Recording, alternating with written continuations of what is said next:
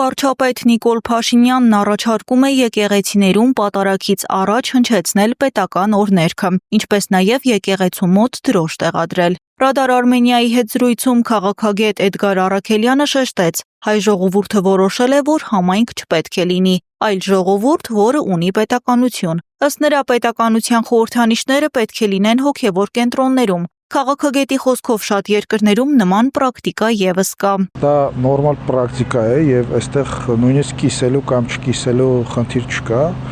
Երբ խոսում ենք հայ ժողովրդի ինքնության մասին, ապա հայ ժողովրդի ինքնության կարևորագույն մասը դա պետությունն է, պետականությունն է եւ ու մեծ առումով առանց պետության ու պետականության հայ ժողովուրդը ժողովրդից վերածվելու է համայնքի եւ քանի որ մենք որոշել ենք, որ պետք է համայնք չլինենք, այլ լինենք ժողովուրդ, որը ունի պետականություն, ապա այո, մեր պետականության խորհրդանիշերը նաև պետքա լինեն ուրեմն հոգևոր կենտրոններում, քանի որ շատ երկրների օրինակներով մենք տեսնում ենք, որ նման պրակտիկա կա։ Ավելին ասեմ, ես այսօր որոշ մարդիկ միգուցե քննադատում են,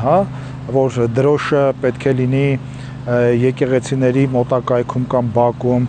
կամ հիմնը պետք է երգվի, ես մի ուրեմն օրինակ ասեմ, երբ ուսանող էի, այցելեցի Թուրքիա, Ստամբուլ եւ այցելեցի այնտեղ պատրիարքարանի, պատրիարքի նստավայր մոտակայքի եկեղեցին, կենտրոնական եկեղեցին եւ այնտեղ տեսա մի այսպիսի իմ համար այդ պահին ցավալի իրավիճակ, երբ որ եկեղեցու պատից կախված էր թուրքական դրոշը, իսկ եկեղեցու դահլիճում փակցված էր Աթաթուրքի նկարը եւ ես կարծում եմ, որ եթե մենք չփակցնենք մեր խորհրդանիշները մեր եկեղեցիների տարածքում, ապա մշտապես հանդիպելու ենք նման իրավիճակի կամ ինչ որ մի պահի եթե մենք մեր պետականության հետ վատ ենք վարվում, ապա մեր եկեղեցիներում փակցվելու են այլ երկրների դրոշները եւ նրանց ազգային առաջնորդների նկարները։ Վարչապետը նաև ներկայացրել է կաթողիկոսի հրաժարականից հետո եկեղեցու բարեփոխման ճանապարհային քարտեզը։ Նախ եկեղեցին ինքն է որոշել, որ ոչ թե եկեղեցին, այլ եկեղեցու որոշ բարձրաստիճան հոգևորականներ իրենք են որոշել, որ պետքա քաղաքական մասնակցություն ունենան, ավելին նույնիսկ